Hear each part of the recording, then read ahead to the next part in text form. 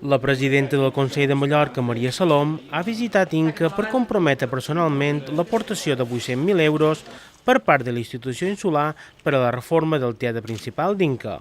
Salom va realitzar la visita del teatre acompanyada pel tècnic del projecte redactor i el batlle d'Inca, Rafael Torres. A mi me fa ganes que després d'aprovar, dia 14 de novembre, la moció en el plenari del Consell Insular de Mallorca, on el compromís del Consell Insular de Mallorca és durant 10 anys aportar 80.000 euros, que són aquests 800.000 euros, que és l'aportació que necessitava la Fundació del Teatre Principal per dur a terme la rehabilitació.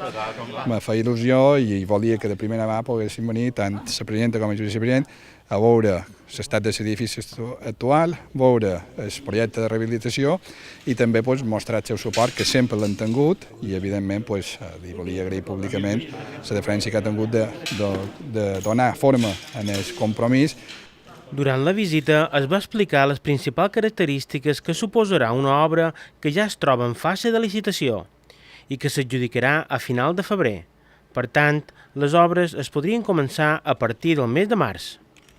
Com a presidenta del Consell he tingut l'oportunitat de col·laborar, de portar el nostre granet d'arena, perquè des del Consell contribuirem econòmicament en l'Ajuntament d'Inca, en la Fundació del Teatre Principal, perquè la rehabilitació d'aquest edifici sigui una realitat. I nosaltres des del Consell, ja ho vam dir quan vam començar la legislatura, no era una legislatura fàcil, amb molts de problemes econòmics, degut a la crisi i excés de gasto d'altres moments, però que nosaltres prioritzaríem.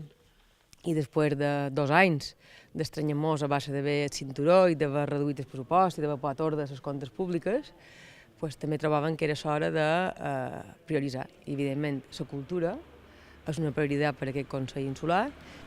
Les obres de reforma han de durar en principi 15 mesos, però es podria reduir aquest temps depenent de les ofertes que realitzin les empreses adjudicatàries final.